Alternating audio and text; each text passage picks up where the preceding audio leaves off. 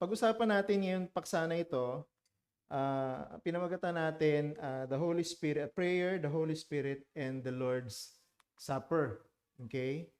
Um, Bukod sa ministeryo ng banal na Espiritu, ah, na binibigay at dinadala sa atin ang mga biyaya at benepisyo ng ating Panginoong Kristo mula sa langit, meron pang isang pamamaraan kung papaanong tinatanggap natin ang mga benepisyo na ito, at yon ay ang pananalangin. So we have a question here. How else do we receive on earth the merits of Christ who is in heaven? So paano natin tinatanggap sa lupa ang mga benepisyo at merito ng ating Panginoong Kristo kahit na siya ay nasa langit? So bukod po sa banal na hapunan, ang isa sa mga pamamaraan ay ang pananalangin. Sa pamamagitan ng pananalangin, sa tulong ng banal na Espiritu. Kaya makikita ninyo yung Holy Spirit at ang kanyang papel na ginagampanan sa pagtanggap natin ng mga pamamaraan ng biyaya ay napakahalaga. No? We cannot remove the ministry of the Holy Spirit in our reception of these merits and benefits from the Lord who is in heaven. He is our intermediary. He is our mediator. Kung paano ang Panginoon ang mediator ng tao sa Ama, ang banal na Espiritu ang mediator ng tao sa anak. Okay? So, hindi po tao ang mediator. Ulitin ko ha. Hindi po tao ang mediator, hindi po mga santong namatay na. Ang mediator po natin, ang namamagitan sa atin sa anak na nandun sa langit, ay ang banal na Espiritu. Ang namamagitan sa atin sa Ama na nandun din sa langit ay ang anak. Okay, so we need to understand the work of the Trinity in this reception of benefits and merits from the Lord. Ang key text po natin this afternoon ay Ephesians chapter 3, verses 14 to 17. So ito po yung pagbubulay-bulayan po natin ng ating pong pag-aaral ngayong hapon. So babasahin ko po mula sa ang Biblia na translation. Verse 14 ng Ephesians chapter 3, dahil dito ay iniluluhod ko ang aking mga tuhod sa Ama, na sa Kanya'y ipinangalan ang bawat sambahayan sa langit at sa lupa, upang sa inyo'y ipagkaloob niya ayon sa kayamanan ng Kanyang kaluwalhatian, na kayo'y palakasin ng kapangyarihan sa pamamagitan ng Kanyang Espiritu sa pagkataong loob, upang si Kristo ay manirahan sa inyong mga puso, sa pamamagitan ng pananampalataya kung paanong kayo'y nag-uugat at tumitibay sa pag-ibig. Okay, hindi po nakasulat sa akin yung talata. I hope sinundan nyo sa Biblia ninyo. No, yung aking pong binasa mga talata, napagkat yan po yung pagbabasihan ng ating pag-aaral ngayong hapon. Note, prayer is also a means of grace. So mahalaga po yung prayer. No? Kaya dito sa ating church, lagi nating binibigyan ng kahalagahan yung gawain ng pananalangin, pulong panalangin. Diba? So bilang mga miyembro ng iglesia, it is a must that we attend the prayer meeting of the church. Yung pananalangin nating personal, pananalangin natin ng magkakasama every Lord's Day. And every time we have fellowship, we also pray. So lahat yan ay mahalaga. Pag tayo nananalangin, ay pamamaraan po ito kung paano tinatanggap natin ang lahat ng benepisyong ibinibigay sa atin ng Ama sa pamamagitan ng Kanyang anak sa tulong ng banal na Espiritu. So meron pong ilang mga katotohanan mula sa mga talatang ito. Gusto ko pong i-highlight as we try to understand the truth that prayer is also a means of grace. Number 1, God the Father, to whom we pray, is benevolent. God the Father, to whom we pray, is benevolent. Sabi po dun sa unang bahagi ng verse 16 ng ating text, upang sa inyo'y ipagkaloob niya. So ang gamit na salita doon ay ipagkaloob. Okay, ipagkaloob. Sa English, sa ESV, ang translation na ginamit ay grant. Grant. Yung pong salitang grant ay meron pong kahulugan at malalim ang kahulugan nito. So pag sinabing grant, is to give or bestow upon freely, gladly, and yet sovereignly. So, diba, pag sinabi mong grant, halimbawa, educational grant, no, or scholarship, pag sinabi mong sa atin, pag sinabing scholarship, parang pinaghirapan ng estudyante yon. Kumbaga pinatunayan niya na karapat-dapat siyang tumanggap ng tulong pinansyal para makapag-aral siya sa paaralan na gusto niya. Yun ang understanding ng marami pagdating sa scholarship or the educational grant. Pero hindi po ganun ang ibig sabihin ng salitang yan dito sa talatang ito. Sa talatang ito, yung salitang grant o pinagkaloob ay pinagkakaloob ng Diyos sa mga hindi karapat-dapat. Yung salitang sovereignly tells us na ang Diyos ang may karapatan kung kanino niya ito ibibigay. Hindi po ibinibigay ng Diyos itong mga benepisyo na ito because we are worthy. Hindi po ganon. Hindi po natin pinaghirapan o pinagsikapan ang mga benepisyo na ito na galing sa Panginoong Hesukristo. Ito po ay ibinibigay o pinagkakaloob lamang sa atin. Bagamat malaya ang Diyos na gawin yan at masaya ang Diyos na gawin yan sapagkat ama natin siya, pero tandaan natin na tinatanggap natin ito hindi dahil karapatan natin tanggapin. Kundi tinatanggap natin ito sapagkat pinili ng Diyos na ibigay sa atin. So lahat yun, lahat ng biyaya at benepisyo na galing sa Panginoon, redemption, forgiveness of sins, adoption, sanctification, lahat po ng bunga ng ating kaugnayan sa Kanya, binigay sa atin ng Diyos, hindi dahil dapat nating tanggapin, kundi minabuti ng Diyos, sinadya ng Diyos, pinili ng Diyos na ibigay niya sa atin. Our Heavenly Father is pleased to bestow gifts upon the souls of those who do not earn or deserve them. Kaya nga siya pamamaraan ng biyaya. So pag sinabi nating biyaya, hindi po ito isang bagay na pwede nating i-claim. Hindi po ito isang bagay na pwede nating ipilit sa Diyos. Pag sinabing biyaya, ito ay kusang loob na ibinibigay ng Diyos sapagkat siya'y Ama. No? At nakikita niyang mabuti at nararapat para sa atin. Kaya ang point natin dito sa unang katotohanan na ito, our Father is pleased to grant only what He knows we really need. Diba? At yun ang kagandahan sa ating Diyos, ating Ama, sapagkat siya ang pinakamatalino sa lahat, pinakamarunong sa lahat. Hindi kailanman makakaligtaan ng Diyos na ibigay sa atin yung nakikita niyang dapat nating tanggapin.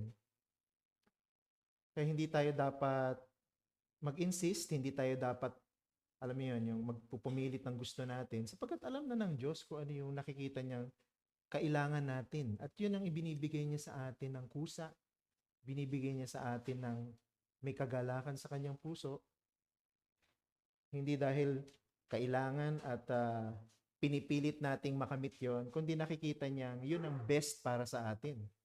Ano? So that explains the benevolence of God. Yung ibig sabihin ng benevolent, no? Hindi mo pwedeng ipilit na ibigay mo sa akin ito.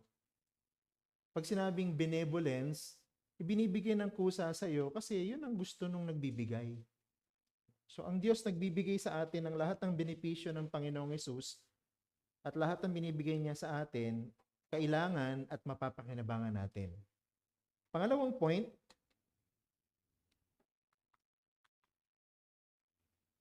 the beneficiaries of prayer are God's children. Mahalaga po itong point na ito. No?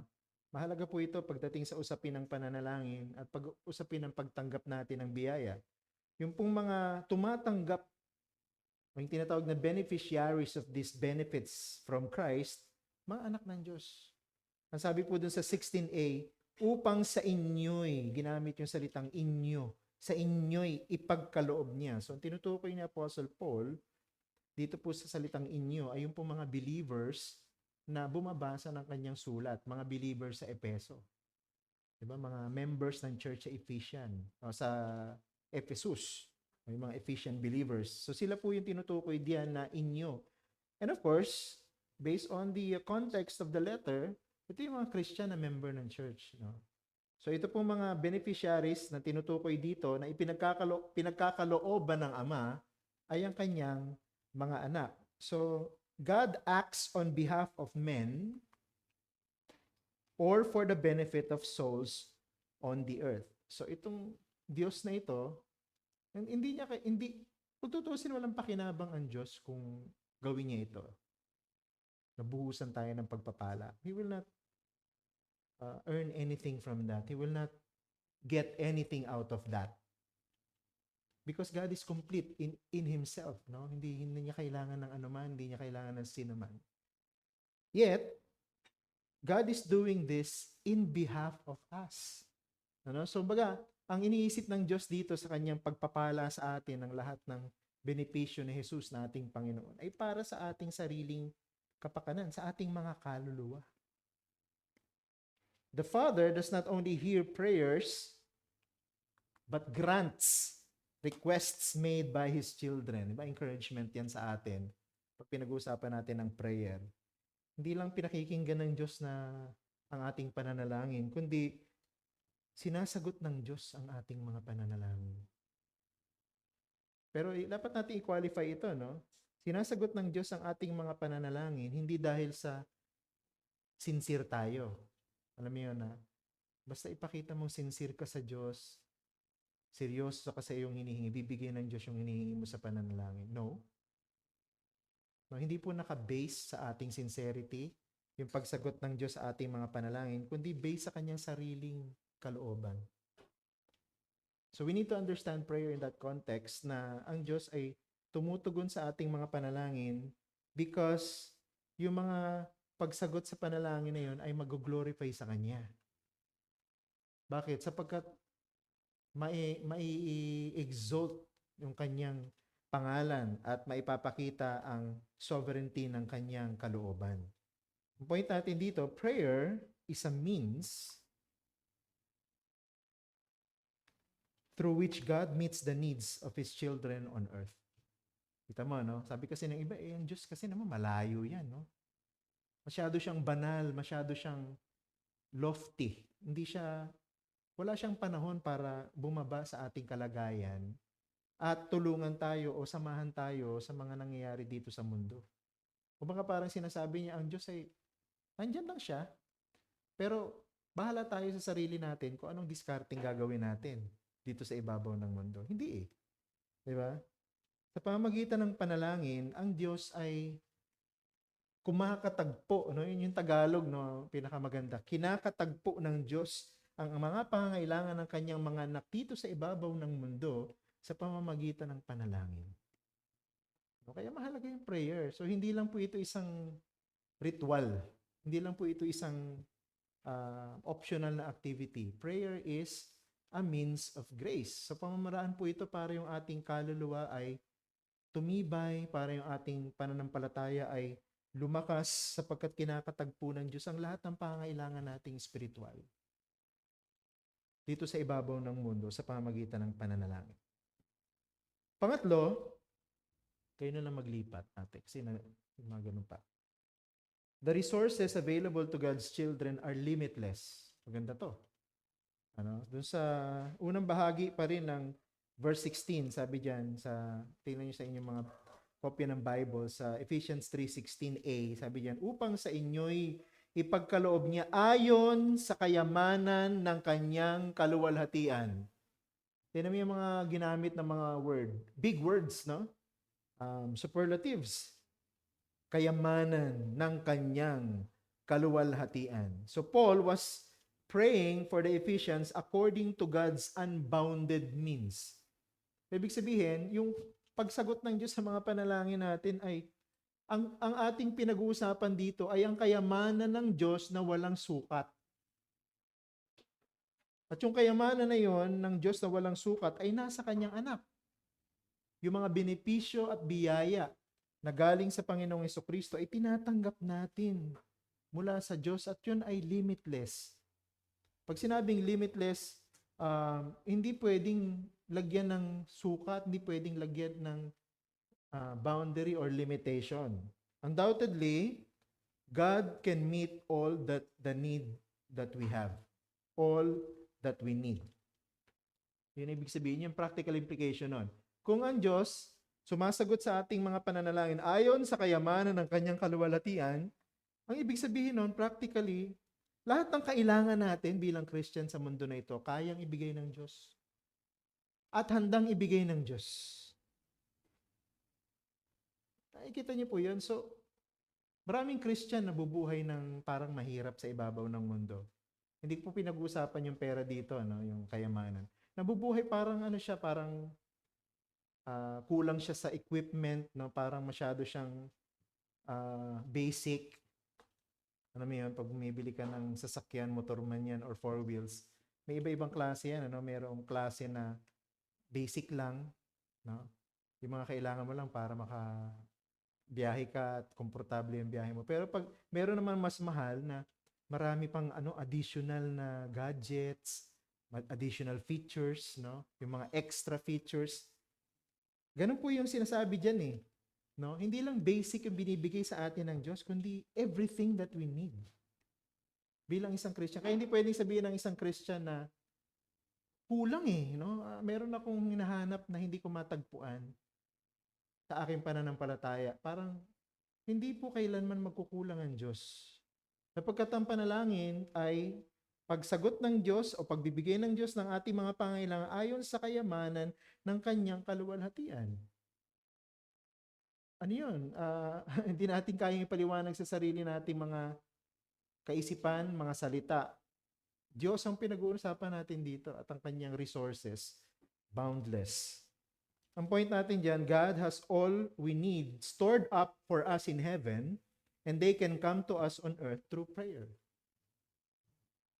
So, lahat ng kayamanan na na kay Jesus. Pag-aralan niyo po yung New Testament, lalo na yung mga sulat ng mga apostol, doon ipinapaliwanag ng mga apostol ang lahat ng yaman kay Kristo. Pero sabi dito, tinatanggap natin yun mula sa Ama na nasa langit sa pamamagitan pala ng pananalangin. So pag nagpe-pray pala tayo, we are not only communing with God, but we are also receiving from God yung mga benefits na naka-store sa atin doon sa langit. So parang sa pamamagitan ng prayer, we are withdrawing these blessings from God. We are receiving these blessings from God. Yung prayer, yung ating access to this kind of benefits na available sa atin. So, huwag tayong tumulad sa ibang mga tao na parang nabubuhay ng mahirap na mananampalataya sa ibabaw ng mundo. Kasi hindi nila alam, ignorant sila, na marami palang available para sa kanila ng mga benefits galing sa Panginoon. Kaya lang hindi nila sinasamantala yun. Hindi nila ginagamit. So, ayan, yung pag-aaral ng salita ng Diyos, pakinig sa preaching, prayer, Lord's Supper. Ito pala yung mga pamamaraan, para ang pananampalataya natin tumibay. Kaya every time we engage in prayer, Lord's Supper, preaching of the Word, fellowship, worship, dapat nagbabago tayo nag-change tayo. Kasi yung faith natin, dapat na-feed dapat, kumbaga saan tumataba ang ating pananampalataya, lumulusog ang ating pananampalataya. Sapagkat ang totoo, ang Diyos naman ay hindi siya madamot Talagang nag-uumapaw sa pagpapala ang ating Ama. Pang-apat, ang katotohanan patungkol sa prayer as means of grace, the purpose of prayer is to invigorate us.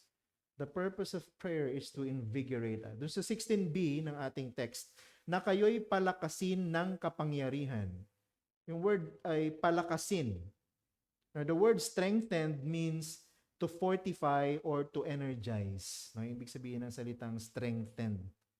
To fortify or to energize. So, ibig sabihin, meron tayong tinatanggap mula sa Diyos at ang epekto nun, lumalakas tayo. Just imagine a rechargeable battery, na isinaksak mo sa kanyang charger. Ano bang effect na ina-expect natin pagka yung isang rechargeable battery ay sinaksak natin sa kanyang charger? Yung battery na yun, mapupuno ng charge. Magagamit mo siya ng mas matagal, mapapakinabangan mo siya. So prayers like that. Prayer is asking our Father in heaven to strengthen our souls while on earth. Kumbaga parang tumatap tayo dun sa langit, sa lahat ng resources ng ating Ama na binibigay niya sa atin because of our union with Christ through prayer. No? Nakatap tayo dun. So habang nakatap tayo dun, we are receiving them by faith and by the mediation of the Holy Spirit. Papaliwanag ko mamaya. Kasi importante din ang ministry ng Holy Spirit sa ating prayer. No? Importante, without the Holy Spirit's work and ministry, walang saysay ang ating pananalangin. Pero ang point natin dito, prayer is a means of grace because as God gives to our souls, we become strong. Kaya, di ba paulit-ulit kong sinasabi, pagka nag-engage ka sa mga ministries of, sa mga means of grace sa church, dapat lumalakas yung faith mo eh. Dapat tumitibay yung pananampalataya mo, hindi yung parang walang nagbago sa iyo pagkatapos mong dumalo ng mga gawain ng pagtanggap ng biyaya pag Lord's Day. Ang dami sa atin. Meron tayong pag-aaral, Bible class. Meron tayong preaching. Kumakanta tayo ng Word of God. Nagpe-pray tayo. Tapos pag may Lord's Supper tayo, no? So makaka-witness din tayo ng baptism. Baptism is also a means of grace.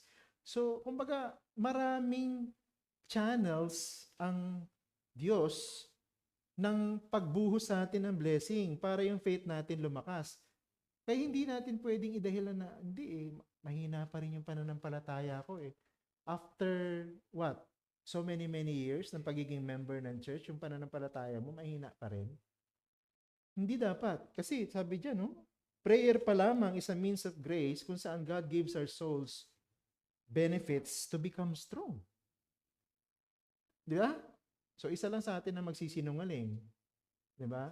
Ang Diyos ba magsisinungaling na dapat tumitibay at lumalakas ang ating pananampalataya pag nag-engage tayo sa prayer? O tayo yung nagsisinungaling dahil hindi tumitibay yung pananampalataya natin? Dapat hindi ka na madaling matisod, dapat hindi ka na madaling magdamdam, no? Dapat hindi ka na mapintas. No? Dapat yung pananampalataya natin,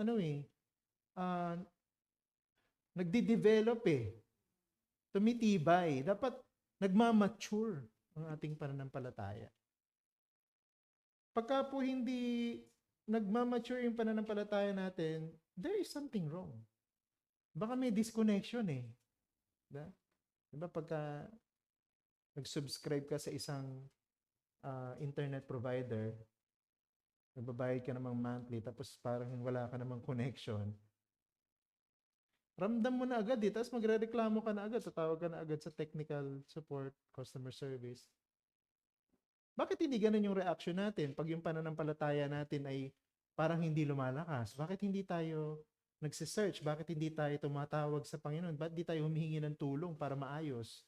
Diba? So, hindi tayo dapat makontent na ang ating pananampalataya ay hindi nagde-develop. Every time na nag-engage tayo sa mga means of grace, tulad ng pananampalataya. Number 5, the deliverer of God's divine provision is the Holy Spirit. The deliverer of God's provision is the Holy Spirit. Sabi sa 16c, sa pamamagitan ng kanyang espiritu sa pagkataong loob. So tinatanggap pala natin yung lahat ng biyaya mula sa langit dito sa lupa sa pamamagitan ng pananalangin sa tulong ng banal na espiritu. Yan, hindi po mawawala ang Holy Spirit. The word through sa pamamagitan means channel or means we receive the benefits of Christ from heaven. So ibig sabihin, nandun lang nakastore sa heaven yung mga benefits na ito. At para ito'y mapunta sa atin dito sa lupa, mayroon dapat pamamaraan. May channel. Diba? Meron siyang daluyan. At ang daluyan ng pagpapala na galing sa Panginoon, sabi ni Apostle Paul, the Holy Spirit. Kita niyo? So, actually, kaya po nagiging means of grace ang prayer because of the involvement of the Holy Spirit. No? Kaya ang prayer po, hindi lang siya parang memorized na set of words na nire-recite mo. Kaya, di ba sabi ng Panginoon, hindi pananalangin yung pagbibigkas ng mga paulit-ulit na salita na tila baga kailangan ulit-ulitin para marinig ng Diyos yung iyong pananalangin. Yun ang panalangin ng mga pagano. 'Di ba? Yung paulit-ulit, same words, no? Paulit-ulit, no? Nangyayari yan hanggang sa ngayon, 'di ba? Tingnan mo yung mga nagnunubina, yung mga nagro-rosaryo, 'di ba? Paulit-ulit, paulit-ulit, mga salita, parehong salita, 'di ba? Kahit nakapikit, kabisado na. Ibig ba sabihin nagpe-pray sila noon? Hindi. Hindi yun ang tamang pananalangin. Kasi ang pananalangin ay nararanasan natin yung mga biyaya galing sa langit sa pamamagitan ng tulong ng banal na Espiritu. It is the ministry of the Holy Spirit to invigorate Christians, to infuse them with power, to deliver blessings from heaven to earth. Kung hindi natin sinusunod ang turo ng Panginoong Hesus patungkol sa pananalangin, the Holy Spirit will not get involved. Kaya yung paulit-ulit pananalangin, walang benepisyo yun. Bakit? Kasi sabi ng Panginoong Hesus, hindi pananalangin yun eh. Diba? Hindi pananalangin yung paulit-ulit. Matthew chapter 6. Yung pananalangin, ang anak dito sa lupa ay tumatawag sa kanyang ama na nasa langit. So it's something relational. It's something, there's a connection between the Christian and the Father. No? And that is the Son. At pag nagpe-pray tayo, the Holy Spirit is helping us. No? Kumbaga, hindi yung tayo ang naghahatid sa Diyos, kundi ang Diyos ang naghahatid sa atin ng mga pagpapala mula sa langit. So it's the other way around, no? Kasi yung prayer, laging ako papunta sa Diyos. Hindi eh. Sa prayer pala, ang direksyon, ang Diyos papunta sa atin. Ang Diyos, galing sa langit, binibigay sa atin yung lahat ng kailangan natin through prayer sa pamamagitan ng ministry ng Holy Spirit. Diba? So, revolutionary, no? Kasi laging isip natin, okay, magpe-pray from earth to heaven. Yung pala, pag prayer pinag-uusapan, it's God doing something for us from heaven to earth. At sa pamamagitan ng ministry ng Holy Spirit. Nakita mo ngayon, yung prayer pala, hindi pala siya yung basta na lang makapanalangin. Basta na lamang makapagbigkas ng kung ano-anong salita. Hindi eh. We need to seriously consider yung ating communication to the Father because the Holy Spirit is involved. Point natin dito, the Spirit of God is the divine agent through which power comes to souls through prayer. Tandaan John chapter 16 verse 14, sabi doon, ang banal na Espiritu, kinukuha niya kung ano yung nasa anak at binibigay niya sa atin. Yun ang ministry ng Holy Spirit. No? The Holy Spirit will not exalt Himself. The Holy Spirit will only exalt Christ and will take whatever is from Christ and then He will deliver them to us. Hindi ibig sabihin nun ay mas mababa ang ranggo ng Holy Spirit compared to the Father and the Son, no? Pantay-pantay sila, kaya lang yung kanilang role sa lahat ng mga nangyayari sa kasaysayan, lalo na ng pagliligtas, may kanya-kanya silang papel na ginagampanan. The Holy Spirit's part is to get whatever is from the Son and to deliver them to us. Ganun palang ginagawa niya sa prayer. So yung lahat ng benepisyong galing kay Jesus, tinatanggap natin dahil dinadala sa atin ng Holy Spirit. Kaya siguro pag binabasa mo yung mga journal, yung mga biography ng mga seryosong Kristiyano, tulad nila Robert Murray M'Cheyne,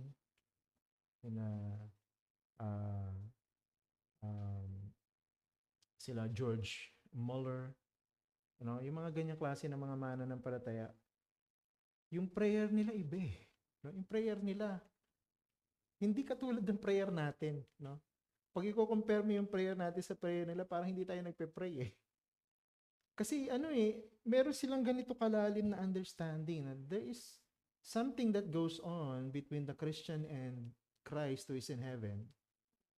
When we pray, at yung Holy Spirit yung channel, kung paano lahat ng nandun sa Panginoon, dumadaloy papunta sa atin. Malinaw yung understanding ng mga sinaunang mananampalataya dito, and somehow, sa paglipas ng panahon, parang nawala sa atin yun. No? Kaya pinag-aaralan natin ito kasi gusto nating ma-recover kung ano yung na-experience nila before, hindi dahil mas magaling sila kaysa sa atin, mas aral lang talaga sila, mas exposed sila sa scripture kaysa sa panahon natin ngayon. Marami na kasing distraction ngayon. Kaysa ng panahon nila, walang kuryente nun eh. 'Di ba? So, pag nagbasa ka talaga, magbabasa ka kasi wala namang tutunog na notification, wala namang tutunog na call, 'di ba? Kandila lang ang gamit mo. So, they have more yung way to commune with God, no? Kaya napakaganda ng experience nila. And I think pwede pa rin natin ma-experience ngayon 'yan, no?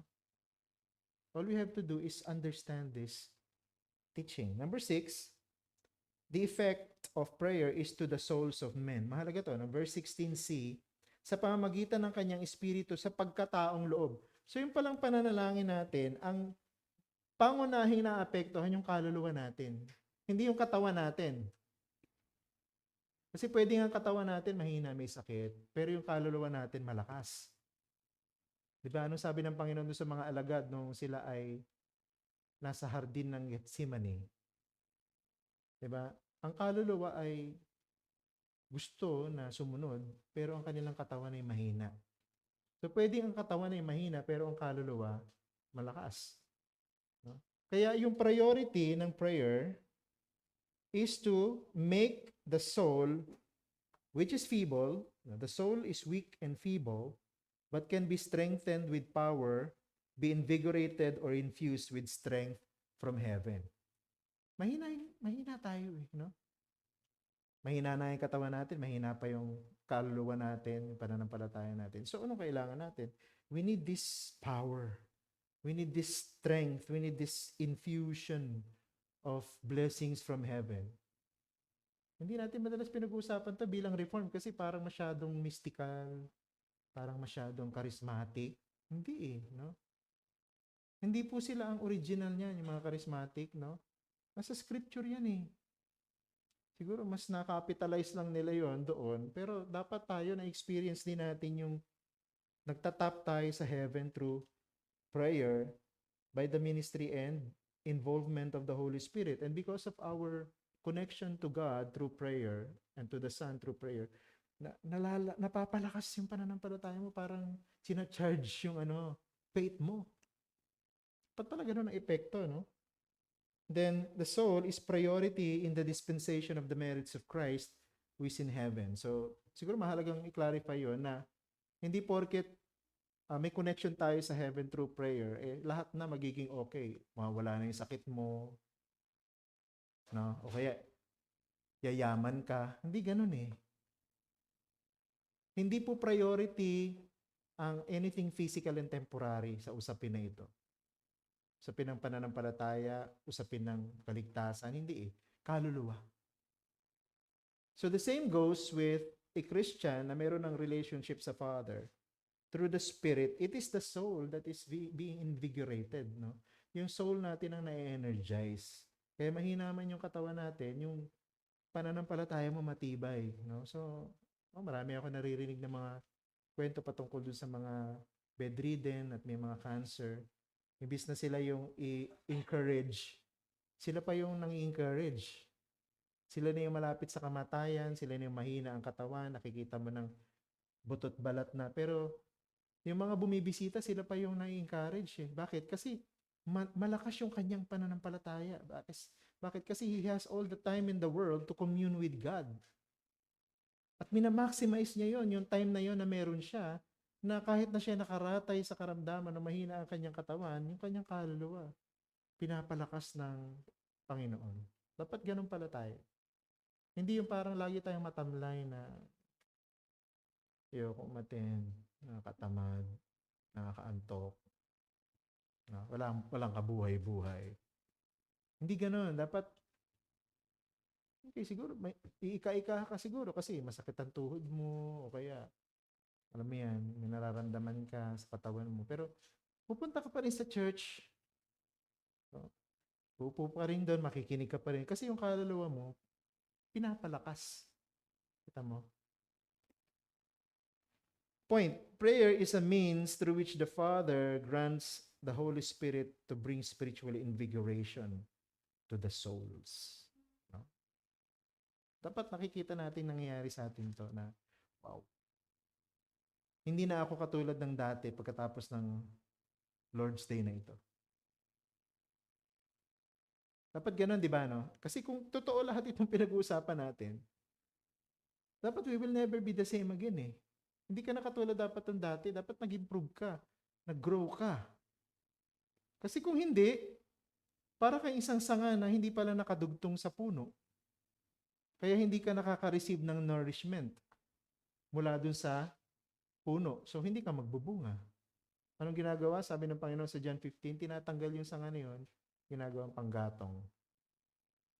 It's worthless. It's worthless. Wala siyang gamit. Kasi wala siyang buhay. Number 7, the goal of prayer is for our faith to be nourished by the fact that Christ is with us. Christ is with us. Kaya tumitibay at lumalakas ang ating pananampalataya pag tayo nananalangin. Kasi lalong ginagawang totoo sa ating karanasan na kasama natin si Kristo. Yun ang ibig sabihin yan sa Tagalog. Sabi sa verse 17a, upang si Kristo ay manirahan sa inyong mga puso sa pamamagitan ng pananampalataya.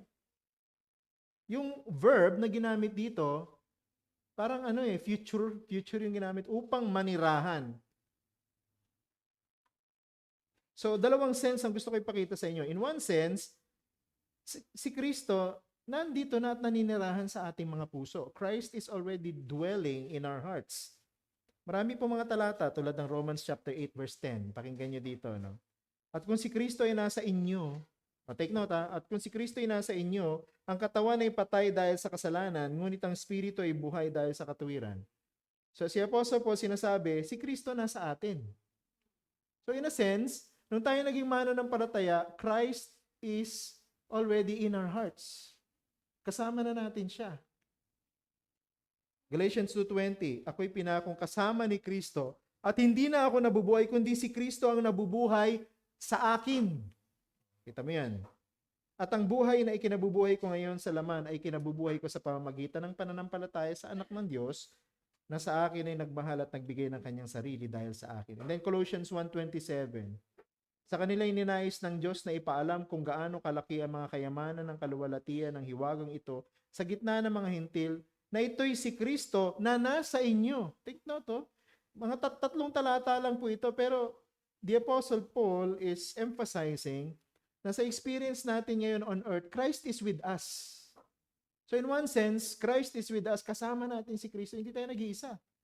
Sabi niya, hindi kita iwanan, hindi kita pababayaan. Kasama natin siya kahit nandun siya sa langit. Sa pamamagitan ng mediation ng Holy Spirit, we are experiencing the reality of Christ here on earth. Christ is with us here on earth. Di ba sinabi ng Panginoon kung saan meron 2 o 3 na nagtitipo, nandun ako kasama nila. Ano yun? Nagsisinungaling ang Panginoon nung sinabi niya, nandun ako kasama nila. Nung sinabi ng Panginoon, nandun ako at kasama nila, nandun siya at kasama tayo. Hindi siya pwede magsinungaling. But in another sense, the Holy Spirit can enhance our knowledge that Christ is with us. We need to accept the reality na ang Panginoon at ang kanyang physical body, glorified body, nandun sa langit. Hindi naman siya umaalis dun eh.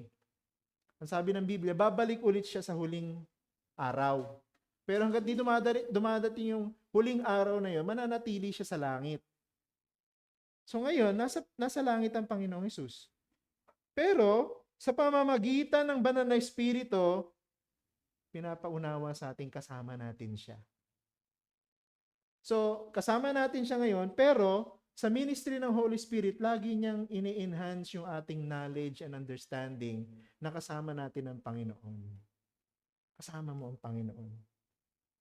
Diba? Note, the Holy Spirit strengthens our faith by reminding us what is always true to us. Christ is always with us. So, yung pala isa sa ministry ng Holy Spirit sa atin. Dahil ang Panginoon ay kasama natin, pinapaalala niya sa atin, kasama natin ang Panginoon. Through prayer and the other means of grace. Ang point natin dyan, through prayer, the Holy Spirit nourishes our faith by the experiential presence of Christ in our life. a growing experience of the nearness of the Lord. So, alam mo yun na ang Panginoon malayo, pero sa pamamagitan ng ministry ng Holy Spirit through prayer, Lord's Supper, preaching of the Word, fellowship, worship, nare-remind tayo na kasama natin ang Panginoon dito sa mundo. Hindi tayo nag-iisa. And that should cause a difference, di ba? Kung naiintindihan mo kasama mo ang Panginoon dito sa mundo, dapat merong maging epekto yun sa iyong pananampalataya. Hindi pwedeng maging stagnant ka sa pananampalataya mo if the Holy Spirit is continually reminding you that the Lord is with you. The Lord is with you. Ang word niya ay kasama mo. Siya mismo kasama mo. Okay, so to end this discussion, gusto kong i-relate sa Lord's Supper kasi ang title natin, Prayer, the Holy Spirit, and the Lord's Supper. Anong connection ng prayer sa Lord's Supper? Diba? Question, how is prayer related to the Lord's Supper? Kasi yung prayer ay means of grace. Tapos yung Lord's Supper ay means of grace day. So paano sila nagiging connected? Ang sagot natin, both prayer and the Lord's Supper are means through which the Holy Spirit brings to our souls on earth the merits of Christ who is in heaven. So yun ang connection nila. Hindi pwedeng sa Lord's Supper walang prayer. At hindi, ang dapat pagka nagpe-pray ang church, merong Lord's Supper. Kaya nga yung aking contention, yung aking belief ngayon pagdating sa Lord's Supper, dapat every Lord's Day na magkakasama ang church, may Lord's Supper. Bakit? Kasi hindi po pwedeng paghiwalayin yung mga means of grace na ito eh. Yung Lord's Supper, tinatanggap natin ang biyaya ng Diyos. Yung prayer, tinatanggap din natin yung mga benepisyo mula sa Panginoon. At dapat magkasama sila eh. Pag magkakasama ang church, dapat nananalangin siya. Pag magkakasama ang church, dapat may Lord's Supper. Pag-aaralan pa natin yon sa mga susunod na lesson natin. Pero dito, dalawang clarification. At the supper, di ba the minister prays? He thanks God for the bread and the cup and asks His blessings upon the ordinance. So pagka tayo ay naglo-Lord's Supper, nakikita nyo, nagpe-pray tayo, and then binabasa natin kung ano yung sinabi ng Panginoon tungkol dun sa tinapay. Kung ano yung sinabi ng Panginoon tungkol dun sa alak. Kapagkat ito ay ministeryo ng Diyos sa atin sa pamamagitan ng Banal na Espiritu. At ang Banal na Espiritu ay hindi kikilo sa buhay ng mga mananampalataya kung wala ang salita ng Diyos. Kaya hindi pwedeng may prayer meeting na walang devotion. Diba sinabi na ba, hindi, prayer lang tayo. Hindi pwedeng may prayer na walang Word of God because the Holy Spirit always works through the Word of God. Kahit naman yung Lord's Supper, ano yan? Word of God yan eh. Kaya lang nakikita natin sa bread and wine, yung salita ng Diyos. Yung gospel, nakikita mo sa bread and wine. So it's still the Word of God in literal bread and wine. So the Holy Spirit needs to be present as well in that activity. In turn, pangalawa, the Spirit is a means through which that which is symbolized by the bread and cup, the benefits of Christ's death, is brought to the souls of believers by the blessing of God. So yun, may nangyayari talaga dapat eh. No? So dapat sa susunod natin na Lord's Supper, bagamat di pa natin gagawin agad na every Sunday yan, pag-aaralan pa kasi natin. No? Bakit ako na-convinced that every Lord's Day dapat may Lord's Supper? We need to understand that first from Scripture bago natin gawin. No? Pag-aralan muna natin. Yun nga bang sinasabi ng salita ng Diyos. Pero dito makikita natin yung mechanism kung saan everything that belongs to Christ goes to us through the Spirit sa Lord's Supper at sa prayer. Point natin, and I will end here, both the Lord's Supper and prayer are means of grace through which the Spirit of God brings soul-nourishing and faith-strengthening benefits from heaven to Christ's people on earth by the blessing of God. Tama? Diba? So, paano mo sasabihin na wala naman nangyari after ng Lord's Day? Hindi pwedeng walang nangyari after ng Lord's Day kasi Sinasabi ng mga salita na ito, mga talata na ito, na meron tayong tinatanggap mula sa Diyos every time that we participate in prayer, every time we participate in the Lord's Supper, every time we participate in worship, preaching of the Word. We are receiving benefits from Christ in heaven, here on earth, through the ministry, mediation, invigoration of the Holy Spirit. Hindi pwedeng walang magbabago sa buhay mo. Hindi pwedeng hindi ka magmamature, hindi pwedeng hindi ka mag-grow. Okay? So we cannot accept the pangangatwiran na hindi, basta talaga mabagal yung paglago ko sa pananampalataya. Intindihin mo na lang ako. No? Sana i-cover na lang ng love yung aking mga sins. Hindi pwedeng ganun. No? Kasi basta present ka sa mga pagtitipon ng iglesia at ginagawa natin ang mga bagay na ito, may connection tayo sa heaven through the Spirit. Posible na may connection tayo sa heaven and we are receiving something from heaven down to earth through the Spirit, tas walang epekto sa atin. Imposible yun. That's impossible. So, dapat nagbabago ka. Improve yung life mo, yung testimony mo. Magiging mas kamukha tayo ni Jesus. Kasi galing sa Panginoong Hesus papunta sa atin, di ba? Kaya nga may tinatawag na Christ-likeness. At yun yung epekto o bunga ng sanctification. Pagpapabanal sa atin ng Diyos. Na Holy Spirit din ang gumagawa. Okay? So, I hope you understand the connection between prayer, Lord's Supper, and the Holy Spirit. At kung gaano ito ka-importante sa atin. So, I hope hindi lang natin maintindihan na ganoon pala. Dapat ma-experience natin. Okay. Yun pala. Ang ibig sabihin nun sa karanasan. Okay? Questions po?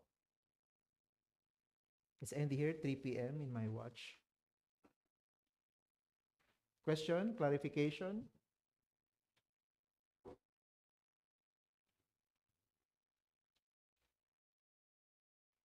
Wala. Sige, hindi magpahinga na tayo. 3:30 po tayo magsimula ng ating pagsamba ngayong araw na ito. Salamat po sa inyong pakikinig ngayon sa ating Bible class.